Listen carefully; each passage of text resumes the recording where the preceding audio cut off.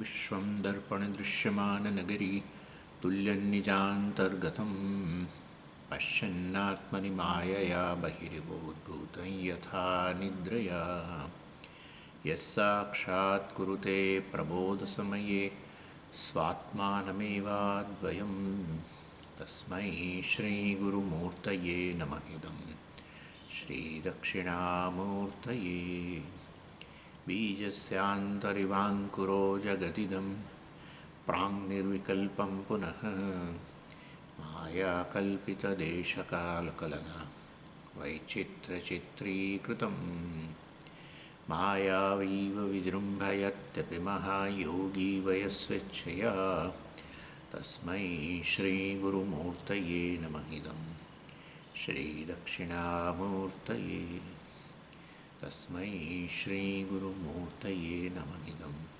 श्रीदक्षिणामूर्तये। ॐ सहना भवतु सहनौ भुनक्तु सह वीर्यङ्करवावहै तेजस्विनावधीतमस्तु मा विद्विषावहै। शान्तिः शान्तिः शान्तिः।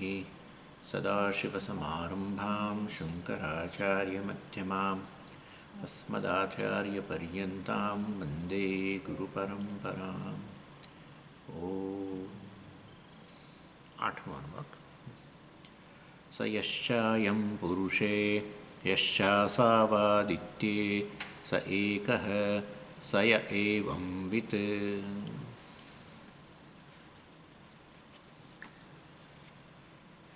એટલે ભાષ્યકારે કહ્યું તદેતત મીમાંસા ફલમ ઉપસંહ્રિયતે સહ યશ્ચાયમ પુરુષે ઇતિ. આ મીમાંસા ફળ આનંદ મીમાંસાનું જે પરિણામ છે, આનંદ મીમાંસાને અંતે શું છે તો કે છે સ યશ્ચાયમ પુરુષે પશ્ચાસાવાદિત્યે સ એકઃ. એ વસ્તુ ભાષ્યકાર સમજાવે છે. યહ ગુહાયામ નિહિત પરમે વ્યોમની આકાશાદિ કાર્યમ સૃષ્ટ્વા અન્નમયાંતમ તદેવાનુપ્રવિષ્ટ સહ અયઃ ઇતિ નિર્દિશ્યતે.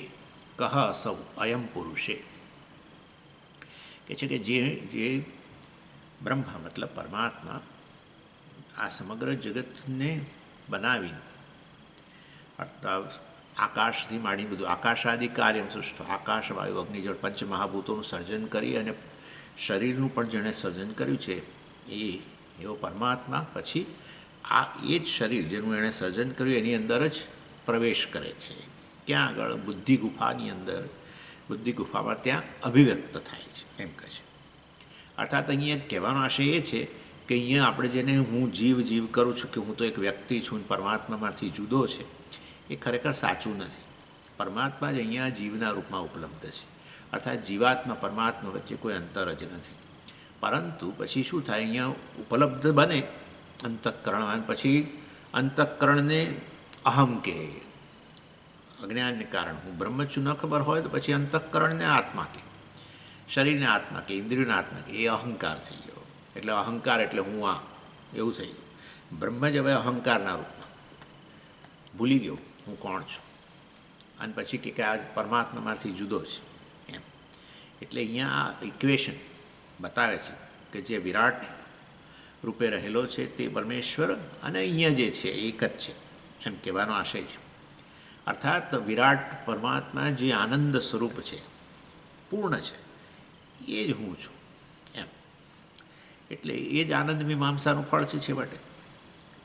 આનંદ મીમાંસાનું ફળ એ છે એવું કેવી રીતે? કારણ કે દરેક વખતે બતાવતા ગયા જે તે ઉત્કૃષ્ટ ઉપાધિઓમાં જે આનંદ અનુભવે છે, જે તે વિષયોના ઉપભોગથી, જેનાથી કે ઉત્કૃષ્ટ ઉપાધિ હોવા માત્રથી એમને જે કંઈ આનંદ છે એ તો પેલા આપણા શ્રોત્રિયને પ્રાપ્ત જ છે. એનો અર્થ કે વાસ્તવની અંદર છેક બ્રહ્માજી સુધી આપણે જોયું. એટલે એ છેક મનુષ્યથી માંડીને બ્રહ્માજી સુધી જે આ યોનિઓમાં જે આનંદ પ્રાપ્ત કરે છે તો કેવળ અંશ છે જાણે. એ તો આપણા શ્રોત્રિયને પ્રાપ્ત જ છે, જેણે જ્ઞાન પ્રાપ્ત કર્યું છે વગેરે. એટલે એનો અર્થ એવો થયો કે જે ઈશ્વરને પ્રાપ્ત છે આનંદ એ જ આને પ્રાપ્ત છે. મતલબ કે એ પોતાને જાણે છે. હવે પોતાના અહંકારને બદલે જીવાત્મા રૂપે કહેવાને બદલે પોતાને હવે શું કહે છે? પરમાત્મા કહે છે. અજ્ઞાન નિવૃત્ત થઈ ગયું છે. એટલે એ રીતે આ ઇક્વેશનમાં બતાવે છે વસ્તુ. સહાય પછી કહે છે યશ્ચાસાવાદી હા યહ ગુહાયામ નિહિતે પરમે વ્યોમની આકાશાદિ કાર્યમ સૃષ્ટવા અન્નમયાંતમ અન્નમય સુધીમાં જેણે સૃષ્ટિ કરી આકાશથી માંડીને છેક અન્નમય સ્થૂળ શરીર સુધી તદેવ અનુપ્રવિષ્ટ એની અંદર જ એણે પ્રવેશ કર્યો. સહ યહ ક્યાં ગુહાયામ નિહિત પરમે વ્યોમની બુદ્ધિ ગુહાની અંતઃકરણ અભિવ્યક્ત બન્યો. સહ એ જગતનું કારણ એ યહ જોયું ને તે આ એમ ઇતિ નિર્દિશ્યતે. પણ એવો સહયઃ ક્યાં છે? આ છે ને સહયશ્ચાયમ પુરુષે સહ યહ અયમ પુરુષે અયમ પુરુષે આ પુરુષમાં આ અન્નમય એટલે આ સ્થૂળ શરીરમાં જે યહ રહેલો છે તે સહ તે જ પેલું જગતનું જેણે આકાશથી માંડીને બધાનું સર્જન કર્યું, આ શરીરનું પણ જેણે સર્જન કર્યું, અહીંયા રહેલો એ જ છે અથવા એ અહીંયા છે રહેલો છે એમ કહ્યું.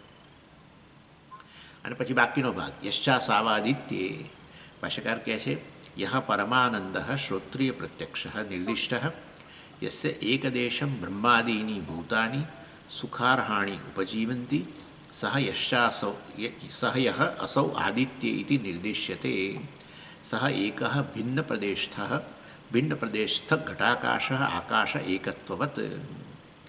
અને કહે છે અહીંયા જે પુરુષમાં ઉપલબ્ધ છે એ જ એ છે એટલું જ નહીં, આદિત્યની અંદર યશાસાવાદિત્ય જે આદિત્ય મંડળ, આદિત્ય એટલે આદિત્ય મંડળ એટલે કે આ સૂર્યમંડળ, એટલે સૂર્યમંડળ દ્વારા શેનો નિર્દેશ થાય છે? આ આખું સમગ્ર જગત મૂર્તામૂર્ત લક્ષણ આગળ કહેશે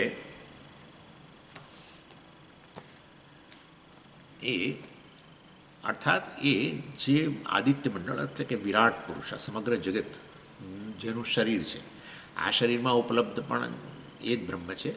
આ વિરાટ પુરુષમાં ઉપલબ્ધ, સ્થૂળ પ્રપંચમાં ઉપલબ્ધ, સ્થૂળ શરીર સ્થૂળ પ્રપંચમાં, સ્થૂળ પ્રપંચ સમગ્ર સ્થૂળ પ્રપંચનું શરીર વિરાટ પુરુષ વિશ્વરૂપ એમાં જે ઉપલબ્ધ જે છે એ યશાસાવાદિત્ય યહ પરમાનંદ. એ તો પરમાનંદ કહેવું જ પડે. અહીંયા તો કહો જીવાત્માને મળતો આનંદ થોડો એમ કહો, પણ એ તો પરમાનંદ. પણ એ તો એ પરમાનંદ જે છે એ જ શ્રોત્રિય પ્રત્યક્ષ, એ જ આ જીવાત્માએ જાણ્યું છે. કેવો જ પણ કયો જીવાત્મા? આ તો એનલાઇટન જીવાત્મા છે. શ્રોત્રિય પ્રત્યક્ષ, શ્રોત્રિય આપણો પેલો બેઠો છે ને રૂમની અંદર કોફી પી રહ્યો છે એ શ્રોત્રિય પ્રત્યક્ષ, એને આ જ પરમાનંદ પ્રત્યક્ષ છે. એને માટે શ્રોત્રિય પ્રત્યક્ષ નિર્દિષ્ટ એનો નિર્દેશ થયો જ આનંદ મીમાંસામાં એ તો બતાવતા ગયા.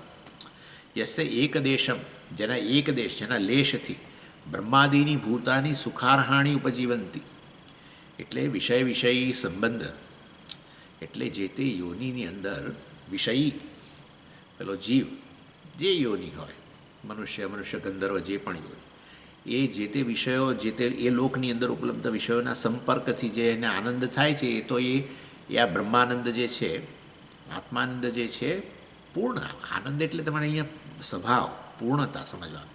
આનંદ એટલે પેલું અંતઃકરણમાં ઉત્પન્ન થતો એ તો અલ્પ છે ને, એ તો અનુભવનો આનંદ તો અલ્પ છે. પણ એ જે આનંદ છે એ અંશ કહી શકો, કારણ કે એ છેવટે આત્માનંદ જ અભિવ્યક્ત થાય છે. વૃત્તિમાં અભિવ્યક્ત થયો એટલે વૃત્તિ તો ક્ષણિક છે માટે જતો રહ્યો. એટલે જેના એક દેશ માત્રથી જેના લેશ માત્રથી બ્રહ્માદિની ભૂતાની સુખાર્હાણી ઉપજીવંતી બ્રહ્માજી બધા જ જીવો બ્રહ્માદિથી શરૂ કરીને બધા જ જીવો જે છે જેના લેશ માત્રથી એટલે ખાલી પેલી કહેવા માટે સમજ બ્રહ્માજીને એનો લેશ જ પ્રાપ્ત થાય. ના બ્રહ્માજી પણ જે અનુભવ કરે એ પણ એમ કહેવાનો આશય ખાલી મીમાંસાની દૃષ્ટિએ એમાં કે બ્રહ્માજીને આવું પેલામાં તારતમ્યમાં ના બેસાડે. બ્રહ્માજીથી માંડીને બધાને જે આનંદ પ્રાપ્ત થઈ રહ્યો છે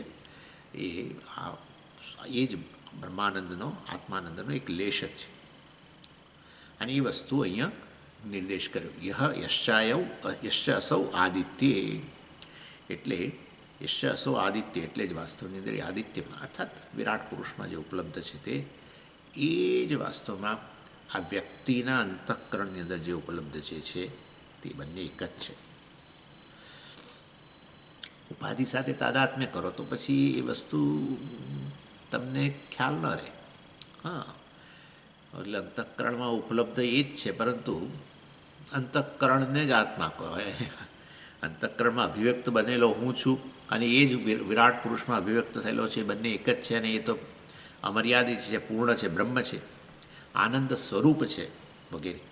એ વસ્તુ ન ખબર હોય તો પછી આ અંતઃકરણમાં જે અભિવ્યક્ત બન્યો છે એને આત્મા કહો. પછી તો અલ્પાત્મા જીવાત્મા બની જાઓ અને પછી સુખની શોધ માટે દોડવું પડે ચારે બાજુ. સ યશાસો આદિત્ય ઇતિ નિર્દિશ્યતે. એ બધાના જેના લેશથી વાસ્તવમાં બધા જીવો આનંદ પ્રાપ્ત કરે છે એ જ આ આદિત્ય મંડળમાં અર્થાત વિરાટ પુરુષ. વિરાટ પુરુષે પ્રાપ્ત આનંદ એ તો પૂર્ણ જ હોય ને. ઈશ્વર એવું થોડુંક કે મને હું આનંદની શોધમાં છું અને મને કોઈ વિષય પ્રાપ્ત થાય તો આનંદ થાય, તો પછી એને જ્ઞાન જ નથી, તો પછી સર્વજ્ઞ ક્યાંથી રહ્યો? એટલે ત્યાં તો પછી આદિત્ય મંડળ એટલે કે વિરાટ પુરુષને જે પ્રાપ્ત થાય છે આનંદ, એ આનંદ વાસ્તવમાં પેલા શ્રોત્રિયને પ્રત્યક્ષ છે અને એ જ આનંદ એક જ છે, બંને સહ એક.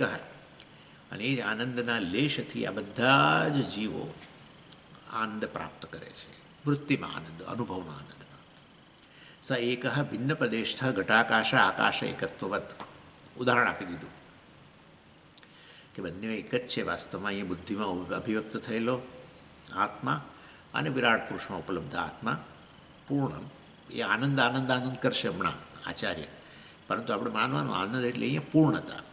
એ જ પૂર્ણ આત્મા બ્રહ્મ અહીંયા જે જગતનું કારણ છે, જેણે આ બધા મહાભૂતોથી માંડીને છેવટે આ અન્નમય સુધી બધાનું સર્જન કરેલું છે, એ જ વાસ્તવમાં અહીંયા ઉપલબ્ધ છે અને એ જ વિરાટ પુરુષમાં ઉપલબ્ધ છે. અને જ્યારે બંને એક જ છે એમ કહો ત્યારે પછી કશુંકનો બાદ બાકી કરવી પડે ને, કારણ કે અહીંયા ને ત્યાં, અહીંયા એટલે પછી હવે તમે શરીરનો નિર્દેશ કરો, ત્યાં એટલે આ વિરાટ શરીરનો નિર્દેશ કરો છો. એટલે અહીંયા ને ત્યાં કહો એટલે પેલી ઉપાધિનો વાત આવે છે. પણ એક કહી દો તો પછી આ ઉપાધિનો થકી જણાવતો ભેદ મિથ્યા જ હોવો જોઈએ. એ તો અહીંયા અને ત્યાં ખરેખર એવો બે ભેદ હોય તો એક જ છે તો પછી ન જ કહેવાય. બરાબર. એટલે અહીંયા એના માટે ઉદાહરણ આપે છે. ભિન્ન પ્રદેશથી ઘટાકાશ આકાશ એકત્વવત. ઘડામાં ઉપલબ્ધ આકાશ અને આ બહાર રહેલું આકાશ ખરેખર એવું બોલાય એવું જ નથી ને. બરાબર. મહાકાશ, વિરાટ પુરુષ જેમ એના માટે ઉદાહરણ મહાકાશ, બાકીનું બધું આકાશ. અને પેલું ઘડો એક ખૂણામાં પડ્યો છે એની અંદર રહેલું આકાશ, એ બંને વાસ્તવમાં એક જ છે. ભિન્ન પ્રદેશથી એટલે એક પ્રદેશમાં રહેલો ઘડો, એની અંદર ઉપલબ્ધ આકાશ અને બહાર અવકાશ, એ બંને વચ્ચેનો ભેદ સાચો છે કે ખોટો છે? મિથ્યા છે, મતલબ બંનેનો ભેદ. તો આવું ઘડાનો આકાશ બોલો છો કે પેલું ઘડો નામની ઉપાધિ છે એટલે બોલીએ છીએ આવું, પરંતુ તત્વતઃ ઘટાકાશ નામની કોઈ હસ્તી નથી, ઘટાકાશ નામની કોઈ વસ્તુ જ નથી. એટલે સાચે સાચ ઘટાકાશ શબ્દ વાપર્યો હોય તો ઉપાધિને કારણે, પરંતુ એ અને બહાર રહેલા અવકાશમાં ખરેખર કોઈ ભેદ જ નથી. એક જ પૂર્ણ આત્મા જે છે એ જ અહીંયા અંતઃકરણમાં અભિવ્યક્ત બન્યો છે. એ જ અહમ રૂપે અભિવ્યક્ત બને છે. અભિવ્યક્ત બન્યો છે એટલે કોઈ કે ક્ષણા રૂપે પણ અભિવ્યક્ત થયો છે, અહમ રૂપે. એ અહમ રૂપે અભિવ્યક્ત બનેલી વસ્તુ એ જ છે. તો પરંતુ એ ન ખબર હોય તો પછી અંતઃકરણને જ અહમ કહો. અહમવૃત્તિ જ્યાં ઉત્પન્ન થઈ એને જ અહમ કહી દો. અંતઃકરણને અહમ કહી દીધો એટલે પતી ગયું, ખોટો ભેદ ઉત્પન્ન થઈ ગયો. અંતઃકરણને અહમ કહો એટલે જીવાત્મા, અહંકાર. તો પછી વિરાટ પુરુષ જે છે એ આપણાથી જુદો, ઈશ્વર જુદો થઈ ગયો. આવી રીતે પછી પૂર્વ પક્ષ. નનુ તન્નિર્દેશે સ યશાયમ પુરુષેતિ અવિશેષતઃ અધ્યાત્મમ ન યુક્ત નિર્દેશ યશાયમ દક્ષિણે અક્ષન ઇતિ તુ યુક્ત પ્રસિદ્ધત્વાत्. જો એવું જ હોય તો પછી વાસ્તવમાં તમે કહો છો આ પુરુષમાં ઉપલબ્ધ અને વિરાટ પુરુષમાં ઉપલબ્ધ બંને એક જ છે વાસ્તવમાં, તો પછી અહીંયા વિરાટ પુરુષ, અહીંયા આ પુરુષમાં ઉપલબ્ધ એવું કહેવાને બદલે યશાયમ પુરુષે એવું કહેવાને બદલે અહીંયા બતાવો ને કે અહીંયા આ જગ્યાએ અભિવ્યક્ત બન્યો છે. તો પણ કહ્યું તો ખરું બુદ્ધિમાં અભિવ્યક્ત થયો છે, પણ એ તો ભાષ્યકારે કહ્યું. પૂર્વ પક્ષી કહે છે શાસ્ત્રે ક્યાં કહ્યું છે? યશા સાવાદિત્યે યશ્ચાયમ પુરુષે યશા સાવાદિત્યે સ એક. આ પુરુષમાં ઉપલબ્ધ અને આદિત્ય મંડળમાં ઉપલબ્ધ વિરાટ જગતમાં ઉપલબ્ધ, એ બંનેમાં ઉપલબ્ધ આત્મા એક જ છે. બંનેમાં અભિવ્યક્ત થયેલો આનંદ એક જ છે, આત્મા એક જ છે એવું કહ્યું.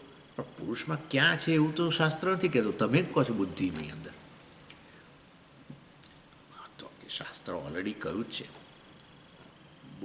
પરમે વ્યોમની ગુહાયામાં તો આગળ આવી જ ગયું. સત્યમ જ્ઞાનમ અનંતમ બ્રહ્મ યો વેદ નિહિતમ ગુહાયામ, શાસ્ત્રએ જ કહ્યું છે. પરંતુ પૂર્વ પક્ષ અહીંયા ઊભું કરે છે, પુરુષમાં તો પછી કોને પુરુષમાં ક્યાં ઉપલબ્ધ છે? તો કે દક્ષિણે અક્ષર, જમણી આંખમાં જે ઉપલબ્ધ છે એ જ વાસ્તવમાં એ પુરુષ પરમાત્મા જ છે, અર્થાત એ જ વિરાટ મંડળમાં રહેલો છે વગેરે વગેરે. એટલે એવું કહેવું જોઈએ પ્રસિદ્ધત્વાત, એમ કે પાછા પૂર્વપક્ષી કહે છે પ્રસિદ્ધત્વાત, એટલે એ વસ્તુ પ્રસિદ્ધ છે કે પુરુષની અંદર તો જમણી આંખમાં રહેલો છે એ આત્મા, એવું કહેવું જોઈએ. તો એ પછી કહ્યું કે આચાર્ય કહે છે, એટલે સિદ્ધાંતિ કહે છે ન પરાધિકારાત પરોહિ આત્મા અત્ર અધિકૃત નિર્દિશ્યતે અદૃશ્ય અનાત્મે ભીષાસ્માદ વાતઃ પવતે સૈષાનંદસ્ય મીમાંસા ઇતિ નહીં અકસ્માદ અપ્રકૃત યુક્ત નિર્દેષ્ટું. ના ના, તમે કહો છો એવું અહીંયા ન કહેવાય, આંખમાં એ જ પ્રસિદ્ધ છે ને જમણી આંખમાં ઉપલબ્ધ છે વગેરે વગેરે. કારણ કે એ તો જરૂર બૃહદારણ્યકની અંદર એવી વાત કરી છે, પરંતુ એ તો ઉપાસનાના સંદર્ભમાં. તમને પુરુષના જ્ઞાનમાં પ્રવૃત્ત ન થયા, પણ એ પુરુષ કે પરમાત્મા અહીંયા ક્યાં ઉપલબ્ધ બન્યો છે, તો એ ઉપાસના માટે તો સ્થાન આપવું પડશે ને. તો એ કહ્યું કે ભાઈ આ પુરુષની અંદર એ પરમાત્મા અહીંયા જમણી આંખમાં ઉપલબ્ધ છે, માટે અહીંયા ઉપાસના અહીંયા જમણી આંખમાં કરો. અર્થાત એ પરમાત્માની ઉપાસના ક્યાં કરવી? અહીંયા શરીરની અંદર ઉપલબ્ધ બન્યો હોય તો કે ક્યાં જમણી આંખ. એટલે એ તો ઉપાસનાના સંદર્ભમાં છે, પણ અહીંયા તો વાસ્તવમાં પરોહિ આત્મા અત્ર અધિકૃત, અહીં તો પરમાત્માની વાત ચાલે છે, બ્રહ્મની વાત ચાલે છે, અને એ કોઈ ઉપાસનાની વાત નથી, તો જ્ઞાનની વાત ચાલી રહી છે. યો વેદ નિહિતમ ગુહાયામ સત્યમ જ્ઞાન બ્રહ્મવિદ આપનોતી પરમ, ત્યાંથી તો શરૂઆત થઈ છે. બ્રહ્મને જાણનારો પરમ મોક્ષને પ્રાપ્ત કરે છે, એટલે જ્ઞાનની વાત છે, તો બ્રહ્મના જ્ઞાનની વાત છે, બ્રહ્મની ઉપાસનાની વાત ક્યાં છે? અને પછી યો વેદ નિહિતમ ગુહાયામ, ક્યાં પણ એને ક્યાં જાણવો? તો કહે છે કે એ જ બ્રહ્મ જગતનું કારણ જે છે અહીંયા ડાઈવ મારીને રહેલો છે. સ્વિમિંગમાં જેમ પેલા ડાઈવ મારે ને સ્વિમિંગ પુલમાં, એવી રીતે બધું સર્જન કરી, આનું સર્જન કર્યું શરીરનું પણ અને જગત બધું પંચમહાભૂતો, અને પછી અહીંયા ડાઈવ મારીને અંદર અભિવ્યક્ત થયા. અને ડાઈવ મારીને પછી તમે જોજો આમ પેલું મોઢું બહાર કાઢ્યા, એવી રીતે અહીંયા બુદ્ધિમાં એણે મોઢું બહાર કાઢ્યું, અને પછી અહમ બોલ્યો. બસ અહમ બોલ્યો, એની સાથે જ પેલો બુદ્ધિ ગુફા હતી, એટલે ગુફામાં તો કંઈ ખબર જ ના પડે કોણ છે, એ જ ખબર ના પડે ને. એટલે અહમ કોણ છે ખબર ના પડી, કંઈ નહીં, ક્યાં અભિવ્યક્ત બન્યો છે? બસ તો કે આ અંતઃકરણમાં છે, તો કે અંતઃકરણ હું છું, બસ પતી ગયું. એટલે અંતઃકરણને અહમ અહમ અહમ કરવા માંડ્યો, પછી ઇન્દ્રિયોને અહમ કહેવા માંડ્યો, અને પછી એ રીતે પ્રાણને અને શરીરને, બસ. અને આખું ઈશ્વર જુદો થઈ ગયો અને તમે જુદા થઈ ગયા. પણ એ અહમ અહંકાર કોણ છે? આત્મા જ છે, બ્રહ્મ છે. તમે તમારી જાતને અહંકાર કહો તો અજ્ઞાન, તમે તમારી જાતને બ્રહ્મ કહો એટલે તો કહે છે તત્વમસી, તું બ્રહ્મ છે. જ્યારે શાસ્ત્ર કહે તું, ત્યારે આપણે કહેવાનું હું. શાસ્ત્ર કે તું બ્રહ્મ છે, ત્યારે આપણે શાસ્ત્રને કહીએ તું બ્રહ્મ છો. એવું આવું હતું. એક જણ તું કહે તો બીજાએ હું કહેવું જોઈએ ને. એ તું કે ના ચાલે, એ પ્રકારનું પોપટ બનવાની જરૂર નથી. તું બ્રહ્મ છે, હા હા હા તું બ્રહ્મ છે, એમ નહીં, હું બ્રહ્મ છું કહેવું જોઈએ. એટલે હું કહું તો કોણ છે? અહંકાર. બરાબર. એ અહંકાર વાસ્તવમાં કોણ છે? બ્રહ્મ છે. તો પછી અહંકાર શું બની ગયો? જીવાત્મા આપોઆપ જ મિથ્યા થઈ ગયો. તો એનો અર્થ શું થયો? કે આ દેહ મન બુદ્ધિ બધું જ મિથ્યા થઈ ગયું ને, આપોઆપ જ મિથ્યા થઈ ગયું. અહમની અંદર આ બધું જ હતું, સરવાળો. અહમની અંદર પેલું બે ખરું, બ્રહ્મ ખરું, પેલું બે એટલે શું પણ સમજે. અહમનું અસ્તિત્વ સત, અને અહમ તો ચિત્ત, ચેતન તો છે જ, પરંતુ સચ્ચિત બીજી બધી વસ્તુઓ સાથે પણ, એટલે શરીર મન બધા સાથે. હવે અહંકાર મિથ્યા થયો તો પછી વાસ્તવની અંદર અહંકાર બ્રહ્મ જ હોય તો પછી એ વાસ્તવની અંદર આ અહમપણું જેમાં કરેલું છે એ મિથ્યા થઈ ગયું. શરીર મન બુદ્ધિ બધું મિથ્યા થઈ ગયું. મિથ્યા થઈ ગયું એટલે શું? પણ મિથ્યા કરી નાખ્યું એટલે શું? એ બધું બ્રહ્મ જાણ્યું. મિથ્યા કશું નહીં. મિથ્યાનો અર્થ એવો કે શૂન્ય થોડું થઈ ગયું. એ બધું બ્રહ્મના રૂપમાં જાણ્યું. ઘડો મિથ્યા થયો એટલે શું? માટી રૂપે જાણી લીધો, બસ સત્ય રૂપે જાણી લીધું. એટલે બધું બ્રહ્મ થઈ ગયું. પછી તો શરીર જ બ્રહ્મ થઈ ગયું. શરીર બ્રહ્મ થઈ ગયું, વૃત્તિ બ્રહ્મ થઈ ગઈ, પ્રાણ બ્રહ્મ થઈ ગયા, બધું બ્રહ્મ થઈ ગયું. આકાશ પછી તો બહાર આકાશ બ્રહ્મ થઈ ગયું, કાળ બ્રહ્મ થઈ ગયું, બધા બીજા બધા શરીરો બ્રહ્મ થઈ ગયા. પછી બધું બ્રહ્મ જ થઈ ગયું. તો ભેદ જ ક્યાં રહ્યો હવે? બરાબર ને? વ્યષ્ટિ સમષ્ટિનો ભેદ જ ક્યાં છે? પૂર્ણ થઈ ગયો. એટલે એની વાત છે. એ આ પેલું ઇક્વેશનથી બતાવ્યું. યશા સાવાદિત્ય યશાયમ પુરુષે યશા સાવાદિત્ય સ એક. એટલે આચાર્ય કહે છે ભાઈ એ તો પરમાત્માની જ્ઞાનની ચર્ચા ચાલે છે અને એ અત્ર અધિકૃત એટલે અર્થાત અહીંયા ટોપિક જે છે ડિસ્કશનનો એ બ્રહ્મ છે, જગતનું કારણ જે છે તે છે, નહીં કે બ્રહ્મની આ કંઈક ઉપાસનાના સંદર્ભમાં જમણી આંખ વગેરે. અદૃશ્ય અનાત્મે ભીષાસ્માદ વાતઃ પવતે સૈષાનંદસ્ય મીમાંસા ભવતી. આ બધું શું બતાવે છે કે આ બ્રહ્મ જે આનંદ સ્વરૂપ છે એના જ્ઞાનની વાત ચાલે છે. એ જ આત્મા રૂપે રહેલો છે. નહીં અકસ્માત અપ્રકૃત યુક્ત નિર્દેષ્ટું. અને માટે એ વસ્તુ યુક્ત નથી, યોગ્ય નથી. શું? અકસ્માત અપ્રકૃત. ક્યાંકથી જે ચર્ચા ચાલી રહી હોય એને છોડીને એકદમ કંઈ બીજું તમે કહેવા માંડો એ કંઈ થોડું યોગ્ય છે. ન્યુક્લિયર ફિઝિક્સનો ક્લાસ લેવાતો અને એ એકદમ હોમ સાયન્સની વાત કરવા માંડે એ પ્રોફેસર, તો બધા પેલા ચોંકી જાય કે આ શું, હમણાં એકદમ શું થઈ ગયું એમને. એટલે આ ચાલે છે ચર્ચા બ્રહ્માનંદ વલ્લીમાં પહેલેથી બ્રહ્મવિદ આપ નહોતી, પરમ બ્રહ્મના જ્ઞાન જે જગતનું કારણ છે તસ્માદ વા એ તસ્માદ આત્મના આકાશ સંભૂત, અર્થાત આ બધું બ્રહ્મ છે છેવટે એ સિદ્ધ કરવાની એ પ્રકારની વાત ચાલી રહી છે.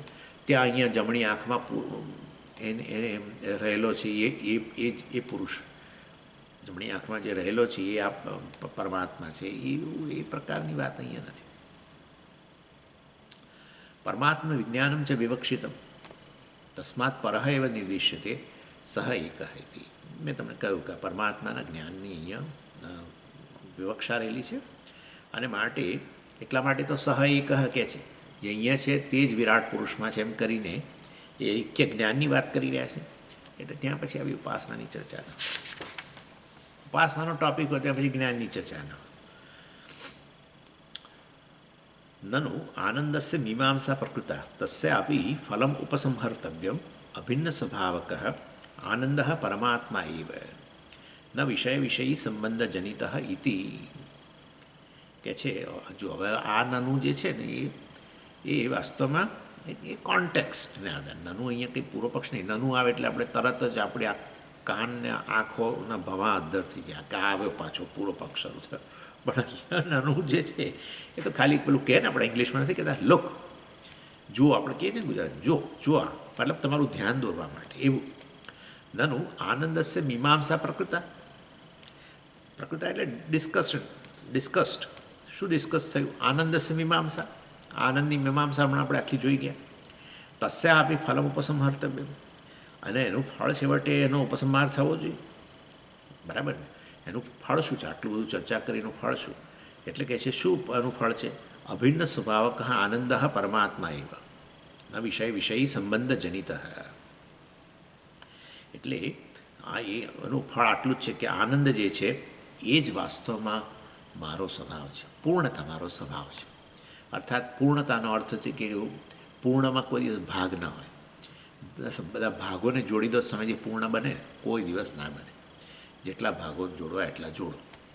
છેવટે ભાગોને જોડીને બનાવો તો એ મર્યાદિત જ રહે. મોટા મોટા રાજ્યોને જોડીને મોટો દેશ બનાવ્યો, આ અમેરિકા જેવો મોટો દેશ, રાજ્યોને જોડ્યા, યુનાઇટેડ સ્ટેટ્સ, યુનાઇટેડ 50 રાજ્યોને જોડ્યા, તો એ મર્યાદિત આટલું, પૃથ્વી પર આટલું. આ બધું રશિયાના કરતાં મોટું છે. એ યુએસએસઆર, હવે તો ન રહ્યું જાણે, USSR, United states of Soviet જે પણ હશે એવું જ કંઈક છે. એમાંય બધા રાજ્યો જોડે, એમાં છૂટા પડ્યા પાછા કંઈક 90sમાં. પેલો આપણે આ યુક્રેન એમાંનું એ પહેલાં એની સાથે જ હતું.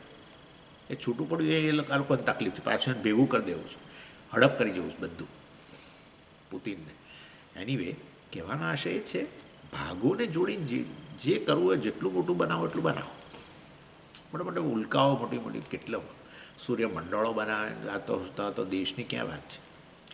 જેટલું મોટું કરવું એટલું કરો. ભાગોને જોડ્યા તો મર્યાદિત. તો પછી પૂર્ણની વાત હોય તો પછી કોઈ ભાગ ના હોવા જોઈએ, નિરવયવ જ હોવું જોઈએ, કોઈ અવયવ ભાગ ન હોય. તો પછી આ વ્યષ્ટિ સમષ્ટિ પુરુષ ને વિરાટ પુરુષ, પરમાત્મા અને જીવાત્મા એ મિથ્યા. તો પણ એવો ભાગ પડ્યો જ કેમ? અને આત્મા કહી દો પછી ભાગ જ પડી જાય. બીજું શું? અહમને તમે અભિવ્યક્ત ભલે ને થયો, અભિવ્યક્ત થયેલો હું બ્રહ્મ છું એમ કહેનારો નીકળે કોઈ, તો એ તો કહે છે કે આ કોઈ એ તાદાત્મ્ય કરે જ નહીં એની સાથે. હું શરીર છું એવું કહે જ નહીં. અને હું શરીર છું કહે તો પણ એમ કે હું તો અમર્યાદિત છું. હમણાં જોઈએ આપણે શરીર દ્રષ્ટિએ હું મર્યાદિત છું એમ કે, શરીરની દ્રષ્ટિએ મર્યાદિત છું, પણ ખરેખર વાસ્તવિક રીતે હું અમર્યાદિત છું. પણ શરીરની દ્રષ્ટિએ મર્યાદા તો લાગે જ નહીં. શરીર પણ અહમ હોવો જોઈએ ને. અહમ અભિવ્યક્ત થયો છે અહીંયા અંતઃકરણમાં માટે, ખાલી કહેવા માટે તમે આ અહંકાર એટલે મતલબ મિથ્યા સ્તરે એ તો રહેવાનું છે. શરીર વગેરેમાં સામાન્ય અહમ બુદ્ધિ રહે, કારણ કે અજ્ઞાનથી આ અહમ બુદ્ધિ હતી, હવે મિથ્યા થઈ ગઈ જ્ઞાનથી. પણ એ મિથ્યાનો અર્થ થોડો શૂન્ય થાય. મિથ્યાનો અર્થ કે હવે વાસ્તવની અંદર એ તમારા માટે સત્ય ન રહે. સત્ય વસ્તુને જાણવાથી વસ્તુ મિથ્યા થઈ છે, અને અહમ બ્રહ્મ છું એ પ્રકારે જાણ્યું. એની એટલે આનું આ ફળ, આનંદ મીમાંસાનું ફળ એ છે અભિન્ન સ્વભાવક આનંદ. મારાથી અભિન્ન, હું જે કહું છું એનાથી અભિન્ન છે કોણ? આનંદ, પરમાત્મા એવા. ન વિષય વિષયી સંબંધ જનિત, વિષય વિષયના સંબંધથી જે મને પૂર્ણતાની લાગણી ઉત્પન્ન થાય છે, પૂર્ણતાનો અનુભવ થાય છે, એ હું નથી. એ તો મારું પ્રતિબિંબ છે. જાણે પૂર્ણતાનો અનુભવ એટલે વૃત્તિમાં પ્રતિબિંબિત થયો, બરાબર ને? અવરોધ ન રહ્યો કોઈ ક્ષણ માટે, થોડી ક્ષણો માટે શરીર વગેરેમાંથી તાદાત્મ્ય જાણે છૂટી ગયું, જાણ અનુભવની સ્તરે. એટલે પેલી મર્યાદા નથી લાગતી, એટલે પૂર્ણતાનો અનુભવ થયો. અપૂર્ણતાની લાગણી જતી રહી, જેવી રીતે સુષુપ્તિમાં જતી રહી. એમ નનુ તદનુરૂપ એવ અયમ નિર્દેશ સ યશાયમ પુરુષે યશાસાવાદિત્યે સ એક હિતિ ભિન્ન અધિકરણસ્થ વિશેષ ઉપમર્દેન. એટલે હજુ પેલું એ જ ચાલે છે. જુઓ, તદ અનુરૂપ એવ અયમ નિર્દેશ, અનુરૂપ એને અનુરૂપ, ઇન કીપિંગ વિથ આપણે કહીએ ને. એટલે વાસ્તવમાં આ આનંદ મીમાંસાનું ફળ એ છે કે આ હું જે કહું છું, અહમ જે છે એ જ વાસ્તવમાં આનંદ છે, પૂર્ણ છે, પરમાનંદ છે. એ જે આપણું તારણ જે છે એ જ એનો નિર્દેશ જ વાસ્તવમાં કરવામાં આવ્યો છે. કેવી રીતે? સ યશાયમ પુરુષે યશાસાવાદિત્ય સ એક. એટલે આનંદ મીમાંસાનું ફળ શ્રુતિએ શું કહ્યું? એક. બસ એક જ છે. ઈશ્વરને તો સ્વામીજી પૂર્ણ આનંદ હોય, આપણે તો એમ નહીં, એ જ તમે છો, એ જ તમે છો. તો પછી આપણે એમ કરીને છૂટું કેમ પાડી છે? અજ્ઞાનને કારણે. એટલે અહીંયા એ એક બને છે કેવી રીતે? તો કહે છે ભિન્ન અધિકરણસ્થ વિશેષ ઉપમર્દેન. બંને ભિન્ન અધિકરણ વિરાટ જગતની અંદર જે સ્થૂળ સૂક્ષ્મ પ્રપંચમાં અભિવ્યક્ત થાય એ ઉપાધિ ધરાવનારો આત્મા ચૈતન્ય, અને અહીંયા આ સ્થૂળ સૂક્ષ્મ શરીરમાં અભિવ્યક્ત બનેલો એ, એટલે ભિન્ન અધિકરણ. જાણે જુદા જુદા જગ્યાએ, જેમ પેલો ઘટાકાશ ને બહાર મહાકાશ ને એવું બોલો, ત્યાં ઘટાકાશ છે, ઘડો બતાવીને કહો એ ઘટાકાશ ત્યાં છે, અને બહાર મહાકાશ. હવે ત્યાં ને અહીંયા એમ કરીને તમે બતાવો, ત્યાં ને અહીંયા ને એવું બધું બોલો. એ વાસ્તવમાં પહેલાં શેના દ્વારા નિર્દેશ કરો છો? પેલો અધિકરણ શું છે? ત્યાં પેલો ઘડો, ઉપાધિને કારણે. આકાશની દૃષ્ટિએ ત્યાં ને અહીંયા ક્યાં આવે? કશું ના આવે. આકાશમાં આકાશ ત્યાં છે ને અહીંયા નથી ને એવું બધું તો કંઈ આવે જ નહીં. આકાશની અંદર અહીંયા ને ત્યાં આવે એ બરાબર છે, પણ આકાશ માટે અહીંયા ને ત્યાં ક્યાંથી આવે? જે એક હોય, પૂર્ણ હોય, એ અહીંયા ને ત્યાં એવું ક્યાં તો હોય જ નહીં. એટલે જ્યારે અહીંયા અને ત્યાં કહો ત્યારે તમે ખરેખર વાસ્તવની અંદર જે તે અધિકરણ ઉપાધિ છે એનો નિર્દેશ કરો છો. એટલે ભિન્ન અધિકરણસ્થ વિશેષ ઉપમર્દેન. એનો ઉપમર્દન કરી નાખો તો એક બની જાય. એટલે એના માટે પેલું કહ્યું આદિત્ય મંડળ એટલે કે આ વિરાટ પુરુષમાં રહેલો અને આ પુરુષ આ સ્થૂળ શરીરમાં રહેલો એક છે કહ્યું ત્યારે પેલું બંને જુદા જુદા અધિકરણ જે હતા, સ્થૂળ સૂક્ષ્મ પ્રપંચ, સ્થૂળ સૂક્ષ્મ શરીર, એ અધિકરણ રૂપી વિશેષતાઓનો ઉપમર્દન કરી નાખ્યું. ઉપમર્દન એટલે નાશ, મિથ્યા નાશ છે ને, જ્ઞાનથી થોડો નાશ થાય, જ્ઞાનથી તો મિથ્યા સમજાય. અને આમે નાશ નામની વસ્તુ જ ક્યાં છે કોઈ, એટલે એ વસ્તુ નાશ નામની વસ્તુ જ નથી. આપણને એમ કે આ વસ્તુ આપણને દેખાતી બંધ થઈ એટલે જાણે નાશ પામી, અરે ભાઈ તો જુદા રૂપમાં જતી રહી. હા, કશો નાશ નામની વસ્તુ જ નથી છે, નાશ કરી શકાય એવું જ નથી. બહુ તો અવ્યક્ત થઈ જાય, વળી પાછું વ્યક્ત થાય, વળી પાછું અવ્યક્ત થઈ જાય, વળી પાછું વ્યક્ત થાય, બધા ચાલ્યા કરે છે ખેલ અવ્યક્તાદિની ભૂતાની. એટલે તો ભગવાને કહ્યું ભાઈ શેના માટે તું રોક અકાળ કરે છે આટલી બધી? હા, તત્રકા પરિદેવના, તારા માટે શોક શેના છે? અરે પણ પેલા તો ક્યાં અદૃશ્ય થઈ ગયા, કોણ મારી સાથે હતા આવડું મોટું, ક્યાં જતા રહ્યા? એ બીજા રૂપમાં અમારે બીજી પાસે કંઈ અભિવ્યક્ત નથી. કોઈ જીવનોય નાશ નથી. પરમાત્માની વાત શું છે? જીવનોય નાશ નથી ને એની જીવ આ એ બહુ તો એને સુવાડી દે ભગવાન બધાને પોતાના પેટમાં. પ્રલય કાળે બધાને કે ચલો હવે આરામ કરો, મેં તમને બહુ બધું પ્રારબ્ધ તમારા ભોગવાવડાયા, થાકી ગયા છો તમે, સુખ દુઃખ શરીરો ધારણ કરીને બિચારો દોડતો જ રહે. શરીર ધારણ કર્યું નથી કે એની નજર બહાર. આખો જે પણ યોનિની અંદર દાખલ થયો નથી કે થયા પછી પરાંચી ખાની, પછી તું શું શોધ છે? ત્યારે પણ મારે શું શોધ જ શું તું? અરે ક્યાંક મને શાંતિ મળે ને ક્યાંક મને સલામતી મળે, પણ બહાર ના શોધાય. તો સુખ નામનું કોઈ પદાર્થ જ નથી. આ એટલું તો આપણે સમજીએ છીએ. સલામતી નામનો પદાર્થ નથી, શાંતિ નામનો કોઈ ટુકડો નથી. સમજી શાંતિ કયા આકારની હોય છે? એવું નથી, ચોરસ હોય, ગોળ હોય, સફેદ રંગની હોય. સમજી શાંતિ તો સામાન્ય રીતે આમ સફેદ રંગ સાથે જતી હોય. અરે આ રહ્યો અમારે ઢગલો બરફ પડે છે, બધું ધોળું થઈ જાય ચારે બાજુ. જ્યારે બધું ધોળું થઈ જાય છે ત્યારે લોકોના હૃદયની અંદર શોક અમર્યાદિત શોક ઉત્પન્ન થાય છે. અહીંયા લોકોને શિયાળામાં બહુ શોક થાય, કારણ કે 4 વાગ્યામાં અંધારું થઈ જાય, દિવસે પાછો બરફ પડતો રહે, પેલો સૂર્ય દેખાય નહીં. વિન્ટર બ્લ્યુઝ કહે છે આ લોકો.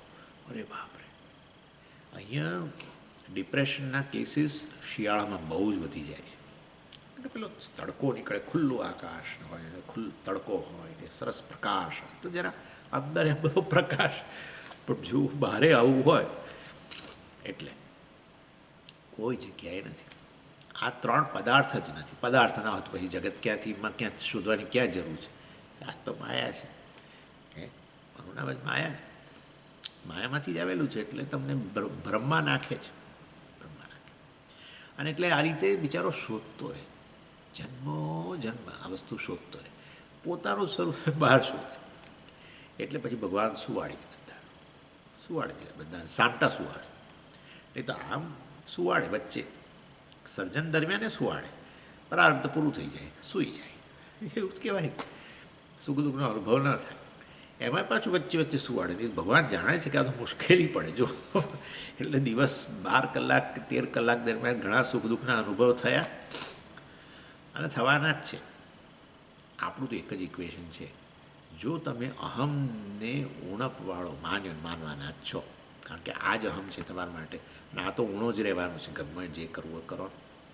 અરે જે નોબેલ લોરેટ બનવું હોય તો બનો, જે કરવું હોય કરો. મર્યાદિત જ રહેવાના છો. જો અને કહ્યું તો તમને મર્યાદાની લાગણીમાંથી મુક્ત થવાના જ નથી ને તમારાથી શાંત થવાનું જ નથી, કારણ કે હું મર્યાદિત છું જ નહીં, અને માટે મર્યાદા અને અહમને હું જોડે સાંખી જ નહીં શકું, અને માટે સ્ટ્રગલ રહેવાની જ છે.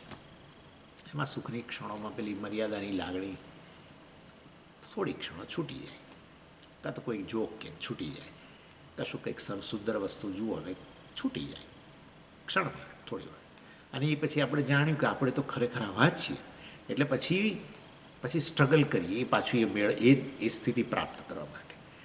એટલે એનું નામ સંસાર, એનું નામ સંસાર કહેવાય. બહાર શોધતા રહેવું જે ખરેખર બહાર ન હોય, એવી સ્થિતિ છે આપણી. એનીવે, એટલે કહેવાનો આશય છે કે જીવોનું મરણ નથી, કશાનું મરણ જ નથી. જો જળ વસ્તુનું મરણ ન હોય તો એ જળને અસ્તિત્વ પ્રદાન કરનારો ચેતનનું મરણ કેવી રીતે હોય? આ લોજિક. જળ વસ્તુઓ પોતાનું અસ્તિત્વ સિદ્ધ નથી કરતી, એ ચેતન દ્વારા સિદ્ધ થાય છે. એ જળ વસ્તુઓનું જો મરણ ન હોય તો એ જળને અસ્તિત્વ પ્રદાન કરનારાનું અસ્તિત્વ કેવી રીતે નાબૂદ થઈ જાય? ન થાય ને. આટલું વિચારીએ તો એ કામ પૂરું તો થઈ ગયું. મૃત્યુ જ નથી. ચેતન આવ્યો એટલે મૃત્યુ ગયું. એ ચેતન પણ સ્વામીજી આ રીતે બદલાય તો ખરો ને.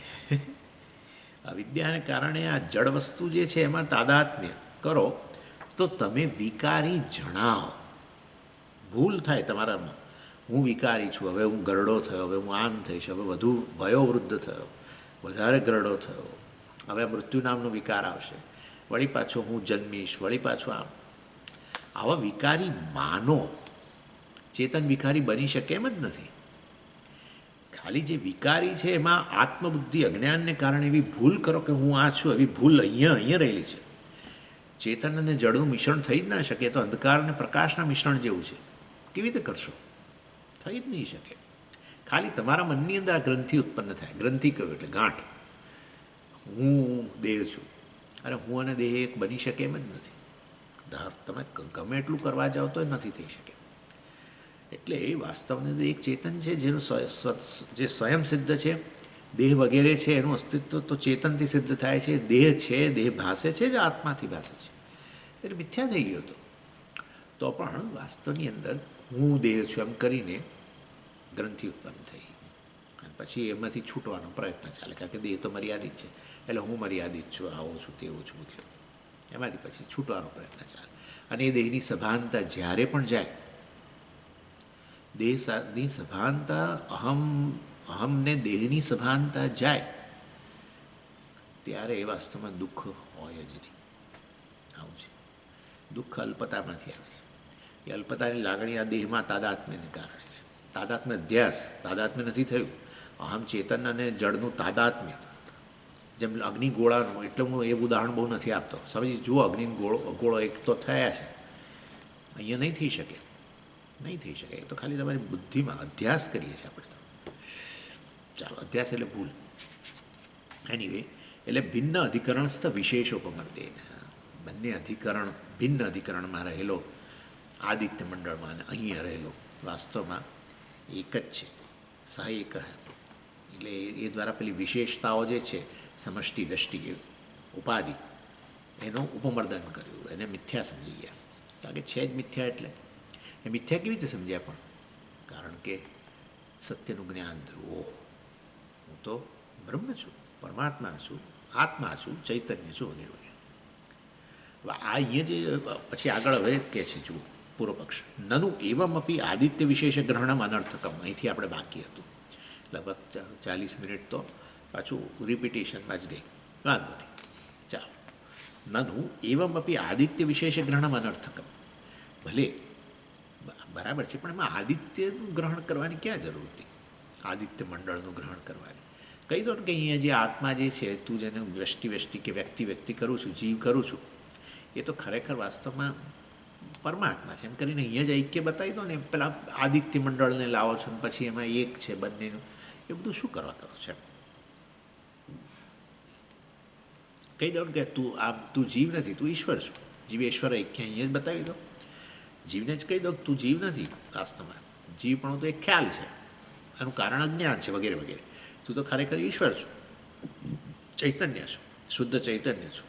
એ સ્ટેટ હવે જ કહી દો ને સીધું કે પરમાનંદ છું, તો આત્મા મતલબ પૂર્ણ છું વગેરે. ના, પણ ન કરી શકાય. એવું કરી શકાય નહીં. કેમ? ઇક્વેશન જોઈએ, સમીકરણ તો જોઈએ. કારણ કે ઓલરેડી જન્મોજન્મથી જ્યાં પણ જન્મીએ ત્યાં આટલું તો લઈને જ જન્મીએ આપણે. હું આટલો જ છું અને સમષ્ટિમાંથી જુદી છે, ઈશ્વર જુદો છે, સમષ્ટિ જુદી છે. વ્યષ્ટિ સમષ્ટિનો ખ્યાલ જુદા છે, નો ખ્યાલ લઈને જ જન્મીએ. એટલે ભાઈ એ તો દ્રઢ થઈ ગયેલું છે. એટલે વાસ્તવમાં વ્યષ્ટિ સમષ્ટિનો ભેદ લઈને જ, ભેદ બુદ્ધિ લઈને જ જન્મ્યા હોઈએ, દ્વૈત બુદ્ધિ લઈને જ જન્મ્યા હોઈએ, જીવ ઈશ્વર વચ્ચેનો ભેદ બુદ્ધિ લઈને જ જન્મ્યા હોઈએ, તો પછી વાસ્તવમાં બંનેને સમીકરણમાં ગોઠવીને બતાવવું જોઈએ કે જીવાત્મા અને પરમાત્મા વચ્ચેનો ભેદ સાચો નથી, બંને એક જ વસ્તુ છે.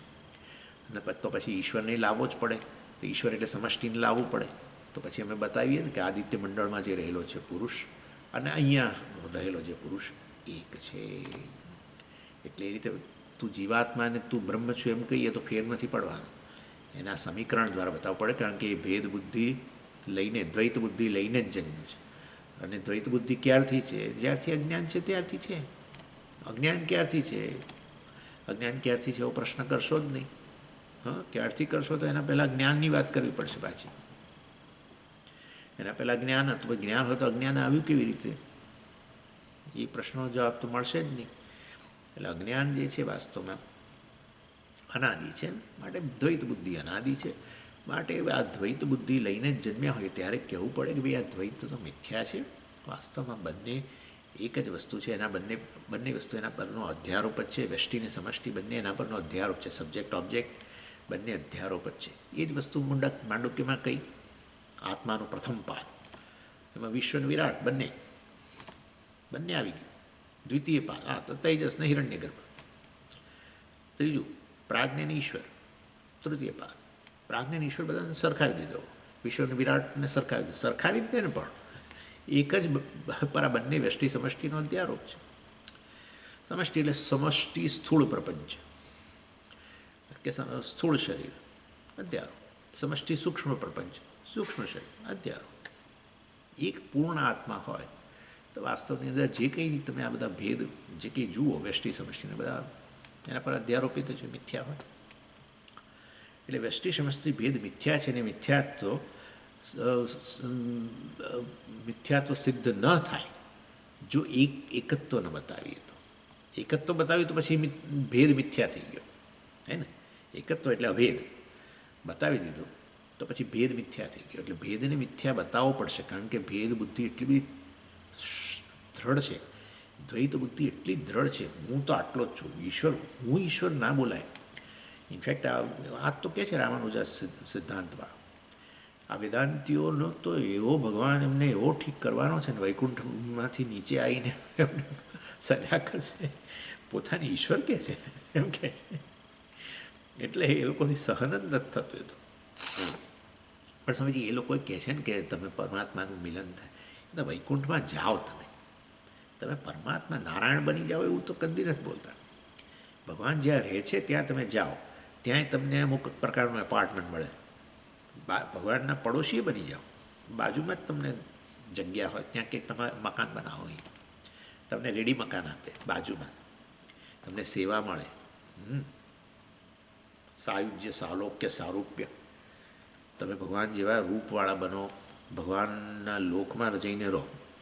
પણ એટલું બધું પુણ્ય નથી, એટલે ભગવાનના લોકમાં રહે પણ હજુ દૂર છો.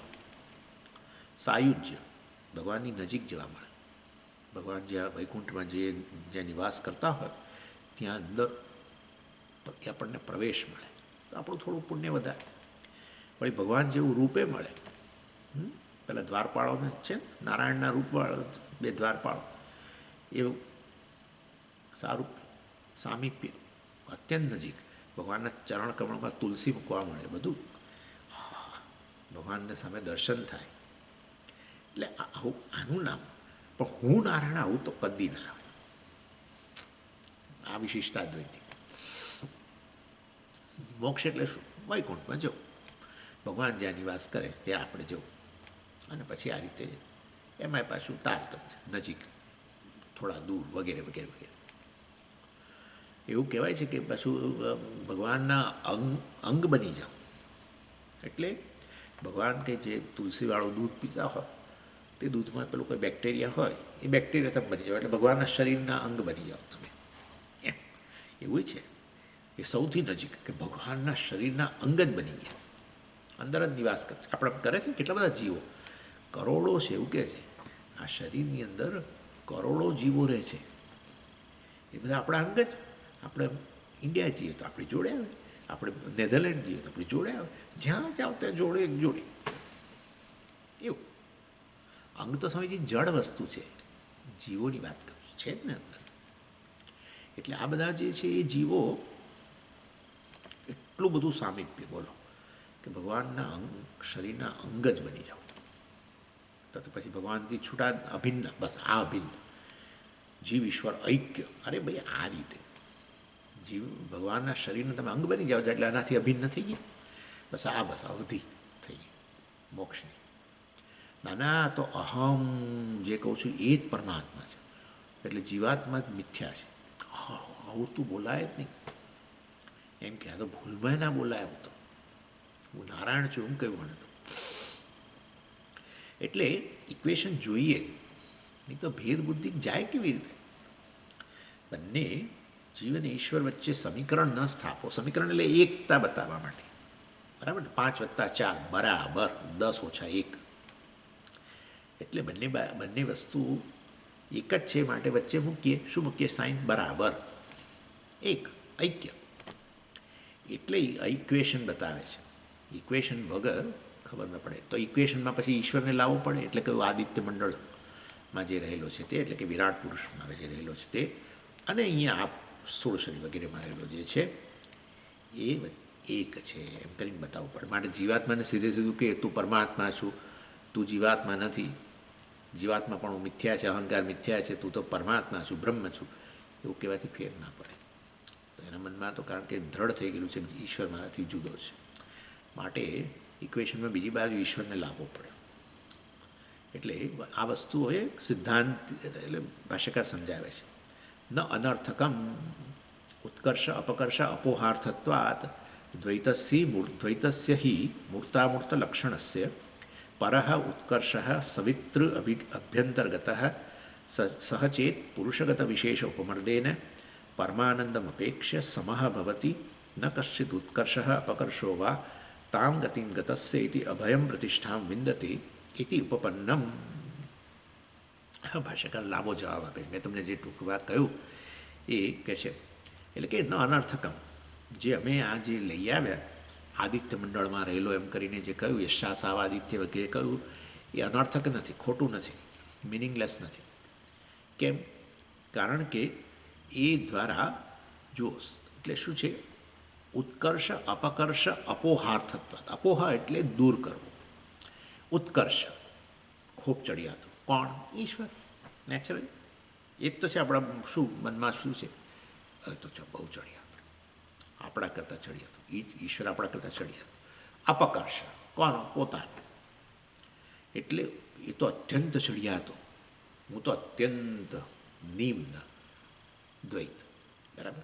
એટલે ઉત્કર્ષ અપકર્ષ અપોહાર્થત્વ. સમીકરણ દ્વારા ઉત્કર્ષ અને અપકર્ષનો શું કરે છે?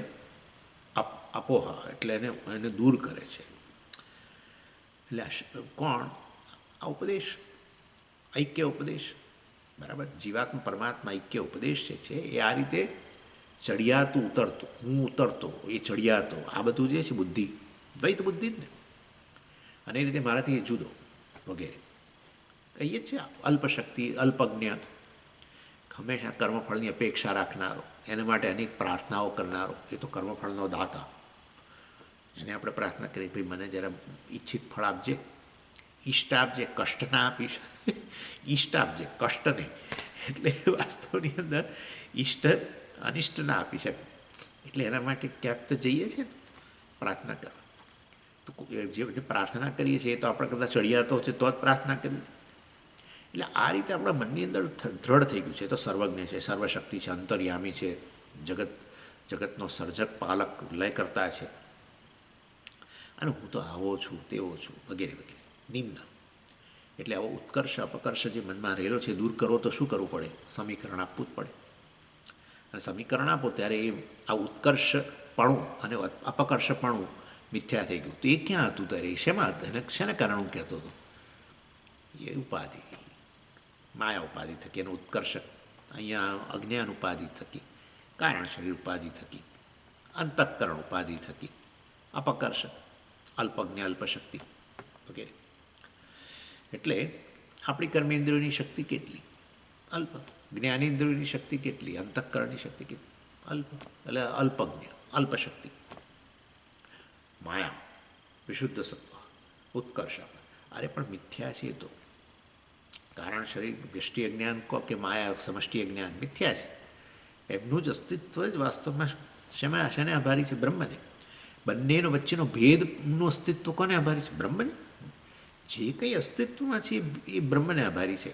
તો બંને વચ્ચેનો ભેદ રહેલો છે એમ કહો તો એ છે પણ ક્યાંથી આવ્યું છે? બ્રહ્મને કારણે. એટલે ભેદ બુદ્ધિ પણ બ્રહ્મને કારણે છે. ભેદ તો બ્રહ્મને કારણે જ છે, અર્થાત મિથ્યા થઈ ગયા. બ્રહ્મ જે થકી જ ભેદનું અસ્તિત્વ છે, ઉપાધિનું અસ્તિત્વ છે, અને એના થકી ભેદ બુદ્ધિ છે એનું પણ અસ્તિત્વ બ્રહ્મને કારણે છે. બુદ્ધિનું જ અસ્તિત્વ બ્રહ્મને કારણે છે.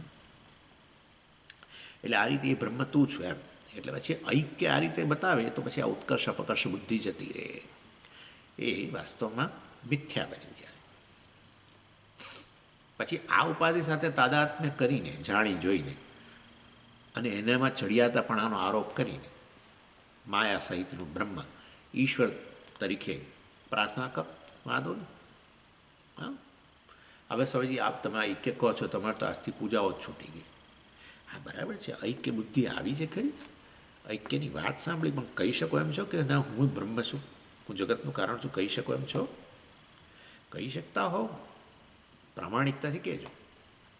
હજુ અહમ બ્રહ્મમાં બેસી ગયો હવે કે હજુ અહમ અહીં બેઠો છે અહીંયા? તો પછી આ વાસ્તવની અંદર ભૂલ થઈ રહી છે. ભૂલ થઈ રહી તો અજ્ઞાન છે. તો પછી અજ્ઞાનની નિવૃત્તિ માટે પ્રાર્થના કરો એને. આ તો ખૂટે છે. શું ખૂટે છે? અનુગ્રહ ખૂટે છે. એટલે બોલવું એક વાત છે ભાઈ, બોલવું એક વસ્તુ છે. આ બધું ઐક્ય જ હોય તો કોણ કોની પ્રાર્થના કરે? હું ને ઈશ્વર એક જ હોઈએ તો કોણ કોની પ્રાર્થના કરે? પણ તમે કહો છો કે જો હું અને એક એ હોય તો આ જો શબ્દ ના આવે ત્યારે બંધ કરજો. જો મતલબ હજુ થયું નથી.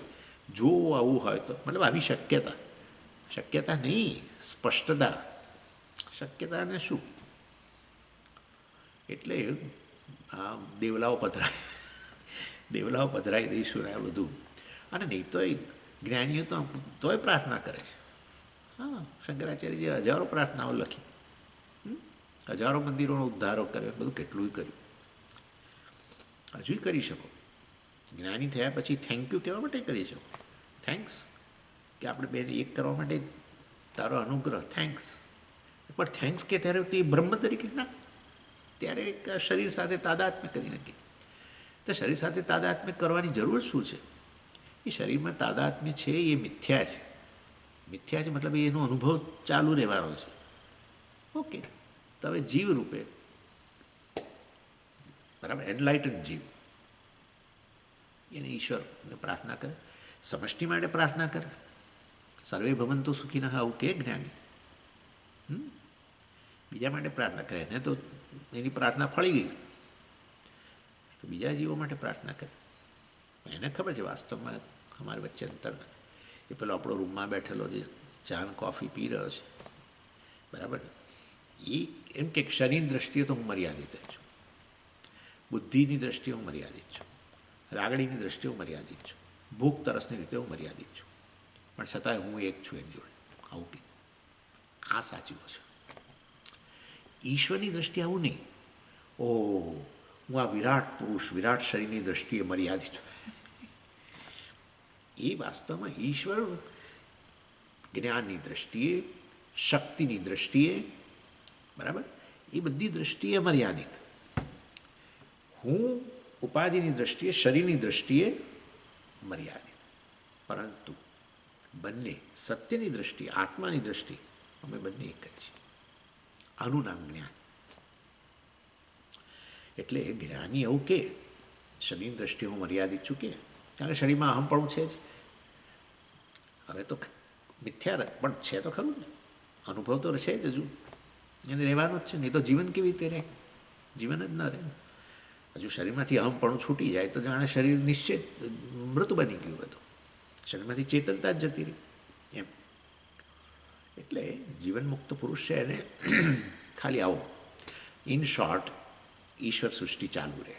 શરીરમાં અહમ બુદ્ધિ જે થઈ વાસ્તવની અંદર અહંકાર જે છે એ ક્યારેક કેવી રીતે આવ્યો? કારણ કે આત્મા જ અંતઃકરણમાં અભિવ્યક્ત બન્યો, અંતઃકરણ એણે જ સર્જન કર્યું, અંતઃકરણમાં અહમરૂપે એ જ અભિવ્યક્ત થયો. એટલે આ બધું ઈશ્વર સૃષ્ટિ જ છે. અહંકાર ઈશ્વર સૃષ્ટિ છે. બાય ધ વે કર્મફળ દાતાએ આ રીતે અહંકાર વગેરેનું સર્જન કરેલું છે જેથી કરીને પ્રારબ્ધનો ઉપભોગ થાય. શરીરમાં અહમ બુદ્ધિ વગર ઉપભોગ ન થઈ શકે. માટે શરીરમાંથી જ્યારે જ્યારે અહમ બુદ્ધિ અનકનેક્ટેડ થઈ જાઓ શરીર સાથે તો પ્રારબ્ધ સુખ કે દુઃખ કશોનો અનુભવ ના થાય સુષુપ્તિની અંદર. બરાબર ને? એટલે અહંકાર તો છે. પ્રારબ્ધ એટલે જેનું નિર્માણ થઈ ચૂક્યું છે, જે કર્મને થકી આ શરીર પ્રાપ્ત થયેલું છે એ વસ્તુ વાસ્તવની અંદર એનું તો અજ્ઞાન દશાની અંદર જ એ શરીર તમને પ્રાપ્ત થયેલું છે. હવે જ્ઞાન પ્રાપ્ત થયું, પણ જેનો આરંભ ઓલરેડી થઈ ચૂક્યો છે એ વસ્તુ ચાલુ રહે એના જ્યાં સુધી એની પ્રારબ્ધની એ હોય અવધિ હોય ત્યાં સુધી. એટલે પ્રારબ્ધની અવધિ તો પછી એનો અર્થ કે અહમપણું શરીર વગેરેમાં એમાં ચેતનતા પણ રહેવાની જ છે. એ વાસ્તવમાં હવે એ અહંકાર જાણી ગયો કે હું તો અહંકાર નથી, પરંતુ હું તો અહંકાર જ્યારે હતો ત્યારે પેલું સત્ય વસ્તુ એમાં હતી જ. તમે કહો ઘડો હતો ત્યારે માટી તો હતી જ અને મિશ્રણ જ હતું સત્ય મિથ્યા. એટલે હવે જાણી ગયો કે હું તો ખરેખર અધિષ્ઠાન બ્રહ્મ છું, અહંકાર તો મિથ્યા છે. અને મિથ્યા અહંકાર જ્યાં સુધી પ્રારબ્ધ હોય ત્યાં સુધી ચાલુ રહે. એટલે બધું ઈશ્વર સૃષ્ટિ થઈ ગયું ઇન શોર્ટ વાસ્તવમાં. ચાલો ચર્ચા આગળ જે છે પછી કરીશું. ઓમ પૂર્ણમદ પૂર્ણમિદં પૂર્ણાત પૂર્ણમુદચ્યતે પૂર્ણસ્ય પૂર્ણમાદાય પૂર્ણમેવાવશિષ્યતે. ઓમ શાંતિ શાંતિ શાંતિ. હરિ ઓમ શ્રી ગુરુભ્યો નમઃ. હરિ ઓમ.